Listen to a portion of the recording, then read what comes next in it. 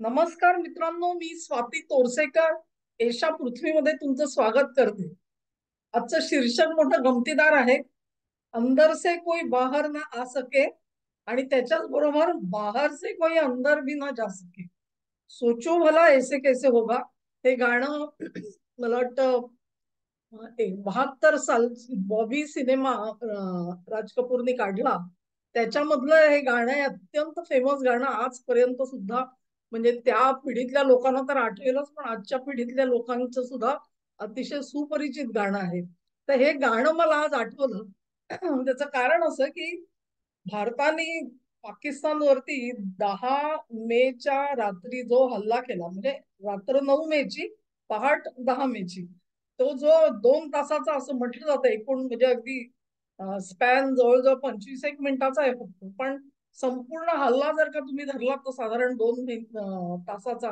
त्याच्यामध्ये नेमकं काय काय नष्ट केलं ह्याचे एक वार्ताहर परिषद घेऊन त्यांनी सांगितलं आपल्याला. पण गोष्ट खरोखरच तिकडे संपते का असा प्रश्न निर्माण झाला. कारण NDTVचे विष्णू सोम यांनी काल एक इमेज ट्विट केली आणि त्या इमेज मध्ये म्हणजे फोटोग्राफ ट्विट केला. त्याच्यामध्ये त्यांनी मुरीड नावाचा त्यांचा जो एअरबेस आहे पाकिस्तानचा, तिथे काय पद्धतीचं नुकसान झालंय ते विशद करणारं एक ट्विट टाकलं आणि त्याच्यानंतर अर्थातच उत्सुकता वाढत गेली. हा मुरीड एअरबेस जो आहे तो चकवाल नावाचा त्यांचा जो प्रांत आहे किंवा जिल्हा आहे म्हणाल तुम्ही, त्याच्या जवळपास म्हणजे त्या जिल्ह्यामध्ये पडतो हा. सरगोधा आहे त्याच्या बरोबर उत्तरेला आहे. गुजरानवाला त्याच्या पूर्वेला आहे असं म्हणत तुम्ही, म्हणजे खालच्या बाजूला पूर्वेला. तर असा हा जो एअरपोर्ट आहे, तो बेस जो आहे तो अतिशय महत्वाचा होता. आणि एवढंच आपल्याला सांगितलं गेलं की तिथे सुद्धा हल्ला झालेला आहे. अर्थात त्याची व्याप्ती जी आहे किंवा त्याचं खरं महत्व आहे हे आपल्याला माहिती नव्हतं. पण विष्णू सोम यांनी ज्या वेळेला ट्विट केलं त्याच्यानंतर मग मला दिसेल की आता बरीच माहिती त्याच्याबद्दल उपलब्ध आहे. आणि ह्याच्याबद्दलच आश्चर्याची गोष्ट ही अशी आहे की ही जी साईट आहे त्या साईटचा अभ्यास दामियन सायमन नावाचं हँडल आहे ट्विटर वरती. तुम्ही विचाराल की हे दामियन सायमन कोण आहेत, तर सांगता येत नाही. कारण नाव कदाचित खरं असेलच असं नसतं मित्रांनो. ते कदाचित बनावट नाव असेल किंवा मग कल्पना नाही. पण ओसिंट ज्याला म्हणतात म्हणजे ओपन सोर्स इंटेलिजन्स, म्हणजे जगामध्ये आज इतकी माहिती पडलेली आहे की ती माहिती योग्य रीतीने एकावर एक उतरंड तुम्ही लावलीत तरी देखील तुम्हाला अरे चाहे असं होतं का असे उद्गार तुमच्या तोंडातून निघतील. तेव्हा हे जे ओपन सोर्स इंटेलिजन्स वाले जे लोक आहेत ना ते असं करतात. म्हणजे उदाहरणार्थ संपूर्ण जगामध्ये कुठलं जहाज कुठे जातंय, ते मध्ये कुठे थांबलं, त्याच्यात कार्गो होता का, तो किती टन होता, आणि ते कुठल्या कंपनीचं होतं, ते कुठल्या देशातून निघालं, कुठे कुठल्या कंपनीने कुठला माल पाठवला. थोडक्यामध्ये फार काय अशी डिटेल नाही, ही सुद्धा माहिती उपलब्ध असते. फ्लाईट रडार नावाची एक साईट आहे, तिथे तुम्हाला कुठलं विमान कुठल्या दिशेने जात आहे हे जर का दिसत असेल तर तुम्ही समजा पाकिस्तानच्या आकाशाचा जर का त्याच्यामध्ये नकाशा बघितला तर पाकिस्तानच्या आकाशामध्ये अचानक तुम्हाला जर का विमानं दिसायला लागली तर अरे काय विमान आहे. आणि जनरली ते आयडेंटिफाय करतात, म्हणजे त्यांना ओळखता येतं की हे विमान कुठल्या विमान कंपनीचं आहे. पण ज्या वेळेला अशा पद्धतीने ओळखता येत नाही तेव्हा ते म्हणतात याच्या हे काहीतरी गुप्त फ्लाईट आहे, म्हणजे लपवून ठेवलेली आहे आपली ओळख आणि तरीही हे विमान जातंय. तर अशी ह्याला म्हणतात ओपन सोर्स इंटेलिजन्स. हा ओपन सोर्स इंटेलिजन्स जो आहे तो बऱ्याच प्रमाणामध्ये सॅटेलाइटची इमेजरी असेल किंवा अन्य इतर जी साधनं आज उपलब्ध झालेली आहेत त्याच्यामुळे अवेलेबल असतं. आणि मग त्याचं एक संकलन केलं की एक चित्र तयार होतं. आणि त्याच्यावरती काम करणारी अशी बरीच मंडळी तुम्हाला आज सोशल मीडियामध्ये दिसतील. हे दामियन सायमन जे आहेत ते कदाचित त्याच्यामधलेच असावे. 2019 साली त्यांनी हा जो मुरीड एअरबेस आहे पाकिस्तान मधला त्याच्या संदर्भाने एक ट्विट केलं. आणि त्यांनी काय म्हटलेलं होतं, Pakistan is almost certainly now A special weapons delivery station. fencing evident within an already fenced and heavily secure base. They include massive underground facility with guard towers, with connecting tunnels shown in inset during construction, special aircraft hangars connecting directly to the runway. This indicates a storage area, mating area, and special aircraft area, both off the limits to base employees. आता ह्याचा अर्थ समजून शकते. त्यांनी असं म्हटलेलं आहे की मुरीड एअरबेस जो आहे पाकिस्तानचा हा साधा सुद्धा एअरबेस नाही. इथे काही ना काहीतरी स्पेशल वेपन्स स्टेशन आहे आणि डिलिव्हरी स्टेशन आहे. डिलिव्हरी स्टेशन याचा अर्थ असा की हल्ला करण्यापूर्वीच्या तयारीसाठी जी कामं करायला लागतात ती कामं इथे करू शकतील अशा पद्धतीने हे बांधलं गेलेलं आहे. त्याच्यामध्ये त्यांना 2 कुंपणं दिसली, एक बाहेरचं कुंपण, एक आतलं कुंपण होतं. आणि मग आतमधला जो बेस होता तो अतिसुरक्षा विभाग आपण म्हणतो तशा पद्धतीने त्याची सगळी अरेंजमेंट होती. त्याच्यात त्यांनी असं म्हटलेलं होतं की एक तर अंडरग्राउंड फॅसिलिटी म्हणजे भूमिगत फार मोठ्या सुविधा त्यांनी बांधून काढलेल्या आहेत. त्याच्यावरती गार्ड टॉवर्स आहेत म्हणजे टॉवर्स आणि त्याच्यावरती सतत पहारा देणारे शिपाई उभे असतात. वेगवेगळ्या पद्धतीचा गार्ड असतो, केवळ शिपाई असतील असं नाही, इलेक्ट्रॉनिक सर्व्हायलन्स सुद्धा असू शकतो. आणि जेव्हा हे सगळं बांधलं जात होतं तेव्हा त्यांचं म्हणणं असं की टनेल बांधले गेले म्हणजे भुयारं अशी बांधली गेली होती की ही जी साईट आहे ती तिला भुयारं जोडली गेलेली. आता ही भुयारं कुठे जातात याच्यावरती त्यांनी असं म्हटलेलं होतं की special aircraft hangars connecting directly to runway. म्हणजे मुरीडचा जो एअरबेस आहे त्याची जी धावपट्टी आहे त्या धावपट्टीला डायरेक्ट जोडणारी ही भुयारं आहेत. आणि ही भुयारं सुद्धा उघडतात कुठे तर जिथे विमानं ठेवलेली आहेत. विमान जिथे ठेवलं जातं तो खूप मोठा एरिया असतो, त्याच्यावरती छप्पर वगैरे असतं. म्हणजे तिथे विमान आलं की त्याची दुरुस्ती असेल, त्याचं सर्व्हिसिंग असेल, हे सगळं तिथे केलं जातं. त्याला हँगार म्हणतात. आणि तो हँगार हा थेट धावपट्टीला जोडलेला आहे आणि हे सगळं अंडरग्राऊंड आहे. हे अंडरग्राऊंड का आहे तर विमानं कधी निघाली आणि त्याच्यामध्ये काय माल भरला जातोय हे जर का शत्रूला दिसू नये अशी इच्छा असेल तर ते भूमिगत बांधलं जातं. तर त्यांना जी ओपन सोर्स मधून जी इमेजरी दिसत होती त्याच्यामधून दामियन सायमन यांनी हे निष्कर्ष काढलेले आपल्याला दिसतात. आणि त्याच्यात त्यांनी म्हटलं की नक्कीच हे अशा पद्धतीच्या ज्या अरेंजमेंट केल्या गेलेल्या आहेत याचा अर्थ इथे शस्त्रास्त्रांची जोडणी होते, मेटिंग आणि स्टोरेज होते. म्हणजे ती ठेवली जातात आणि योग्य वेळी त्याची जोडणी केली जाते. तसंच एक अतिशय स्पेशल एअरक्राफ्ट एरिया आहे म्हणजे खास एअरक्राफ्टचा असा एरिया आहे की जिथे एअरफोर्सच्या नॉर्मल त्यांच्या कर्मचाऱ्यांना सुद्धा मज्जाव केला गेलेला आहे. हे सगळं जे आहे ते त्यांना त्या इमेजरी मधून प्रतीत झालं आणि त्यांनी 2019 सालचं हे ट्विट आहे. तेव्हा मी जे म्हणते ना जोडणी करायचा हा उल्लेख महत्वाचा आहे, मेटिंग अँड स्टोरेज. कारण न्यूक्लिअर हत्यारं जी असतात ती कोणी तयार ठेवत नाही. न्यूक्लिअर हत्यारांचं वैशिष्ट्य असं आहे की युरेनियमचे विशिष्ट किलो म्हणजे विशिष्ट वस्तुमान एकत्र आलं नाही तर ती न्यूक्लिअर रिॲक्शन सुरू होत नाही. आणि मग हा सर्वात मोठा डेटेरंट असतो. म्हणजे समजा तुम्हाला हे 10 किलो जर का हत्यार बनत असेल तर ते काय करतात, 5-5 किलो वेगवेगळे ठेवले जातात. मग 5-5 किलो वेगळे त्या हत्यारावर चढवले जातात आणि आयत्या वेळेला जेव्हा त्यांच्या मधलं जे आवरण असतं ते आवरण फोडलं जातं. ते फोडलं की ते वस्तुमान एकत्र होतं आणि याच्या नंतर मग न्यूक्लिअर रिॲक्शनला सुरुवात होऊ शकते. अशी म्हणजे अगदी ज्याला ढोबळमानाने म्हणतात असं वर्णन सांगते तुम्हाला. ह्याच्यामध्ये बऱ्याच गुंतागुंती अर्थातच असतात. तर याचाच अर्थ असा काय, मेटिंग म्हणजे त्याची जोडणी जी आहे ती जोडून त्याच्यात ठेवायची. ज्या वेळेला तुम्हाला अणुबॉम्ब टाकायचा असेल तेव्हा एक्झॅक्टली तो स्फोट करून ती दोन्ही वस्तुमानं एकत्र जोडली जातात आणि मग न्यूक्लिअर रिॲक्शन सुरू होते. हे मेटिंगचं काम आणि हे जे दोन्ही पार्ट्स वेगवेगळे स्वतंत्रपणे सुरक्षित ठेवण्याचं काम जे आहे हे सगळं बहुधा या तळावरती केलं जातंय असा त्यांचा अंदाज होता. ह्याच्यानंतर हे 2019चं ट्विट आहे. त्याच्यानंतर पुढे एकाने असं नोंदलेलं होतं की 2022 आणि 2024 या वर्षांमध्ये मुरीड म्हणजे पाकिस्तान एअरफोर्सचा मुरीड एअरबेस जो आहे तो प्रचंड प्रमाणात त्याचा विस्तार करण्यात आला. To serve as UCAV base also.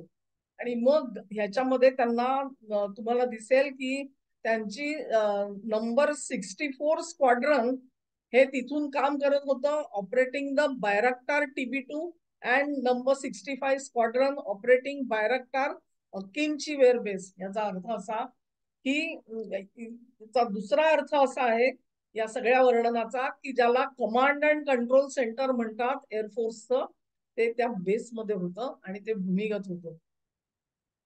आणि तिथून हे बायराक्टार जी आपण बघितली ना ड्रोन्स आणि ती मिसाईल जी गेली तुर्कीची, ती सगळी तिथे स्टोअर केलेली होती आणि तिथून ती लोड करायची आणि तिथून बाहेर काढायची. असा सगळा तो प्लॅन त्यांनी बनवलेला होता आणि त्याचं संपूर्ण नियंत्रण जे आहे तो कंट्रोल आणि कमांड सेंटर कुठे होतं तर ह्या मुरीड मध्ये होतं असं म्हटलं गेलेलं होतं. पुढे आणखी एक गोष्ट अशी सांगितली जाते की ह्या जो भूमिगत बंकर जो बांधला गेलेला होता त्याच्यामध्ये न्यूक्लिअर मिसाईल जर का सोडायचे झाले तर त्याला कंट्रोल त्याचं नियंत्रण करण्यासाठी आणि त्याचं गायडन्स म्हणजे त्याला मार्गदर्शन करण्यासाठी हा सगळा बेस बांधला गेला. आणि त्याची जी फायनल असेंब्ली मी जी म्हटलं ती सगळी नूरखान एअरबेस मध्ये होत होती. म्हणजेच अशा पद्धतीने हे सगळं एकत्र आणायचं, कदाचित ते नूरखान पर्यंत न्यायचं आणि मग तिथून पुढचा हल्ला. हे सगळ्या ज्या गोष्टी आहेत या अध्यारूत आहेत. आता प्रश्न या व्हिडिओचा कुठे येतो असं तुम्ही विचाराल आणि तो महत्वाचा आहे आणि त्याच्याविषयी माहिती घेणं अतिशय महत्वाचं आहे. आता तुम्ही बघाल ती जी चित्र दिलेले आहेत मी सगळ्या लिंक्स देते आहे माझ्या डिस्क्रिप्शन मध्ये, त्या लिंक्स वरती जाऊन जरूर बघा. हे सगळं अतिशय मनोरंजक आहे. भारतीय वायुसेनेनी त्यांचा काय पराक्रम केला मी तुम्हाला आठवत असेल की भारतीय सेनेच्या देदीप्यमान विजयाचा जय जयकार करा म्हणून मी व्हिडिओ केला होता, जेव्हा सगळेजण हातपाय गाळून बसले होते की अरे ते कशासाठी केला, युद्धबंदी युद्ध चालू ठेवायला पाहिजे होतं असे जेव्हा हातपाय गाळून लोक बसले होते तेव्हा मी जय जयकार करा म्हणत होते. आणि त्याच्या अस्फुट अशा लिंक्स या तेव्हा होत्या. आता हे सगळं अधिक स्पष्ट होत आहे आणि म्हणून एक एक जसं स्पष्ट होईल तसं तसं आपण त्याचं स्पष्टीकरण बघतो आहोत. तर पहिली गोष्ट अशी की 250 मीटर बाय 250 मीटर असा जो त्यांचा एरिया आहे तिथे तुम्हाला डबल फेन्सिंग दिसेल जे मी म्हटलं. म्हणजे 2 कुंपणं घातली गेलेली आहेत त्याला. एका कुंपणामधून कोणी घुसलाच आतमध्ये तर दुसऱ्या ह्याच्यामध्ये सुद्धा त्याला अडवता आला पाहिजे. गार्ड टॉवर्स किती होते? 4 गार्ड टॉवर्स. ही गोष्ट अतिशय दुर्मिळ असते. इतके टॉवर्स कधी बांधले जात नाहीये. तिथे सिक्युरिटी केबिन पण होती आणि गेट कंट्रोल पण होतं. म्हणजे अत्यंत कडक सुरक्षेचे उपाय तिथे आपल्याला योजलेले दिसतात. नॉर्मल तुम्हाला जर का तुम्ही वायुदलाचं तुमच्याकडे ओळखपत्र असेल तर ते ओळखपत्र दाखवून तुम्ही तिथे आत जाऊ शकाल असं नाही. तिथे आत जाण्यासाठी कदाचित एक स्वतंत्र खास विशेष ओळखपत्राची गरज असेल आणि त्याच लोकांना म्हणजे मला जर का परमिशन असेल तर मी जाऊ शकते, दुसऱ्या कोणी जाऊ शकणार नाही. तो किती मोठा अगदी वायुदलामधला मोठा जरी ऑफिसर असला तरी त्याला तिथे परवानगी नाही. हे अंडरग्राऊंड स्टोरेज कसं होतं बघा. म्हणजे एका ठिकाणून माणूस गेला आणि सगळं काम केलं आणि परत आला असं नव्हतं. त्याला 5 ऍक्सेस पॉइंट्स होते म्हणजे 5 गेट्स होती या एवढ्याशा फॅसिलिटीमध्ये. 5 गेट्स कशासाठी असतात? इमर्जन्सी. तुम्ही ते किराणा टेकडीचं बघितलं, आत जाण्याचा मार्ग एकच होता. तो मार्ग एकदा कोसळून टाकल्यानंतर आता आत परत कसं जायचं ह्याच्यासाठी डोकं खाजवावं लागत असेल. एक्झिट पण कोसळवला आणि एंट्री पण कोसळवली. तर असं इथे होऊ नये कदाचित. त्याचं ह्याचं प्लॅनिंग जे आहे ते नंतरच आहे. 22 ते 24 आपण बघितलं. त्याच्यामुळे त्यांनी 5 एंट्री गेट्स ठेवलेली आहेत. 5 प्रवेशद्वार आहेत जिथून तुम्ही कुठूनही आत जाऊ शकता. हा जो एरिया आहे अंडरग्राउंड तो धावपट्टीपासून किती लांब आहे? धावपट्टीपासून बेअरली 700 मीटर लांब आहे, म्हणजे 1 किलोमीटर सुद्धा नाही. जो आपण म्हटलं ना की भूमिगत तिथे एक भुयार सुद्धा आहे आणि त्या भुयारातून विमानं धावपट्टीपर्यंत थेट नेली जातात. त्याचं उत्तर ते आहे की कारण फक्त 700 मीटर त्यांना पुढे जायचंय. एवढा मोठा जो भुयार केलेला आहे त्याची लांबी फक्त 700 मीटर असणार आहे. आता तुम्ही जो फोटो बघाल तो फोटो जो आहे तुम्हाला दिसेल की ते प्रवेशद्वार वगैरे ते कसं म्हणजे आतला जो 250 बाय 250 मीटरचा जो चौकोन आपण म्हणतोय त्याच्यात उद्ध्वस्त कुठे कुठे झालंय दिसतं, पण त्याच्या बाजूला एक एरिया आहे. तो साधारण 30 ते 40 मीटर, जरा तुम्ही एक 50 मीटर मॅक्झिमम, तिथे एक मोठं भोग पडलेलं दिसतं, असं मोठं भोग, आणि आजूबाजूचा भाग जळलेला दिसतो. तो पिअर्सिंग मिसाईल तुमचं हे कदाचित ब्रह्मोस असू शकतं.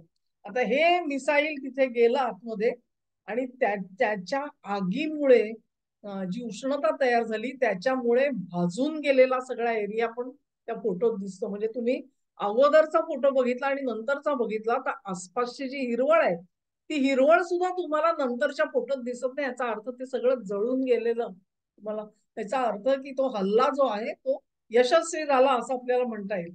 गंमत बघा आता परत एकदा अशी आहे की हा जो पिअर्सिंग जो टाकला गेला तो कुठे गेलाय, ह्याचा अर्थ तो त्या धावपट्टीवरती तो हल्ला असेल किंवा स्टोरेजवर हल्ला असेल, आपल्याला माहिती नाही कसा झालेला आहे. तो हल्ला जो झालेला आहे याचा अर्थ असा की मित्रांनो, पाकिस्तान काहीतरी अतिशय डेडली पावलं उचलत होता आणि ह्याची संपूर्ण माहिती भारतीय सैन्याकडे असणार आणि म्हणूनच हा हल्ला केला गेला. मुरीड एअरबेसचा हा जो विध्वंस झाला तो विध्वंस सहजासहजी भरून काढणार का नाही. ते जे मी भोग म्हणते आहे ते केवळ धावपट्टीचं कदाचित नसेल, कमांड आणि कंट्रोल सेंटर खाली होतं त्यांच्या न्यूक्लिअर वेपन्स. याचा अर्थ असा ते सेंटर गेलं. आता सर्वात मोठा महत्वाचा मुद्दा असा की सर्वात मोठा मुद्दा असा की अशा वेळेला म्हणजे युद्ध समयी कंट्रोल सेंटर मध्ये त्यांच्या कोण कोण असणारे सगळ्यात टॉपचे सायंटिस्ट, सगळ्यात टॉपचे अधिकारी, सगळ्यात टॉप म्हणजे ज्यांना प्रशिक्षण दिलेलं आहे ही सगळी जोडणी कशी करायची, ती लोड कशी करायची, बाहेर कसं काढायचं, ह्या सगळ्याचं ट्रेनिंग लागतं आणि ते ट्रेनिंग दिले गेलेली सगळी माणसं तिथे खाली हजर असणार आहे त्या भुयारामध्ये किंवा खालची अंडरग्राऊंड फॅसिलिटी आहे त्याच्यामध्ये असणं फार काही मोठी नाही आहे. लक्षात घ्या, 250 बाय 250 मीटर म्हणजे पाव पाव किलोमीटरचा सगळा एरिया, त्याच्यामध्ये हा सगळा उद्योग चाललेला होता. तर तो blast door contained the blast heat inside however burnt off the vegetation on the roof. ते मी सांगितलं तुम्हाला. म्हणजे झालं काय की त्या 250 मीटर बाय 250 मीटर मध्ये आग मध्ये जो आगडोंब उसळला त्या आगडोंबीमध्ये सगळं भस्मसात झालेलं आपल्याला दिसतं. इतकं भस्मसात झालं की छपरावरती दिसणारी जी हिरवळ होती, जी काही झाडी दिसते तुम्हाला हिरवी, ती सगळी सुद्धा जळून गेलेली दिसते. आता तुम्हाला कळेल की भारतीय सैन्यानी काय प्रकारचा पराक्रम आपल्याला आपल्या हातामध्ये आणून दिलेला आहे. त्या सगळ्या गोष्टी वायुदलाने किंवा आपल्या सैन्याने आपल्याला उघडपणे सांगितल्या नाही, पण ही जी ओसिंट हँडल्स असतात ना ती हँडल्स महत्वाची असतात. विष्णू सोम यांना ही इन्फॉर्मेशन कशी मिळाली मला कल्पना नाही. तिथून सुरुवात झाली आणि मग इतरांनी आता पिकअप केलंय आणि वेगवेगळ्या पद्धतीने त्यांनी समजून सांगण्याचा प्रयत्न केलाय. पण एक लक्षात घ्या की आपण मोदी ज्या वेळेला मला सांगतात की इथून पुढे पाकिस्तान तुम्हाला अण्वस्त्रांच्या धमक्या देऊ शकणार नाही, ह्याचा अर्थ काय हे या सगळ्या घटनांमधून दिसतं. म्हणूनच अंदर से कोई बाहर ना आ सके, बाहर से कोई अंदर भी नहीं जाएगा. कारण आतमध्ये जर का न्यूक्लिअर मटेरियल ठेवलेलं असेल तर एखादी जरी प्रवेशद्वार उरलेलं असलं तरी तिथे जाण्याची हिंमत कोणी करणार नाही. आतमध्ये असलेली जी अटॅक विमानं जी हँगारमध्ये होती ती विमानं कमीत कमी डॅमेज तो झालेली आहेत. ती कदाचित परत वापरात येऊ शकतात की नाही कल्पना नाही. त्या आगीमुळे त्यांना किती हानी पोचलेली आहे ह्याची, पण तिथपर्यंत जाणार कोण आज हा प्रश्न आहे. आणि त्या ज्या वावड्या उठलेल्या होत्या ना की अमेरिकेचे ते स्पेशल विमान आलं आणि रेडिएशन कुठे होत आहे का याचं चेकिंग झालं सगळं, त्या सुद्धा का खऱ्या होत्या हे तुम्हाला कळेल. त्याचे रिपोर्ट जे आहेत ते बाहेर येत नाही. कोणीतरी एक लोणकडी थाप मारली होती की IAEA नी रिपोर्ट दिलाय, असं काही झालं नाहीये. पण IAEA ची मर्यादा जी आहे, त्याची व्याप्ती जी आहे ती फक्त नागरी वापरासाठी असते, ती लष्करी वापरासाठी असू शकत नाही. आणि म्हणून या सगळ्या गोष्टी एकमेकात जोडलेल्या. हे गाणं आज का आठवलं? सोचो भला ऐसे कैसे होगा. जय हिंद, जय हिंद की सेना. नमस्कार.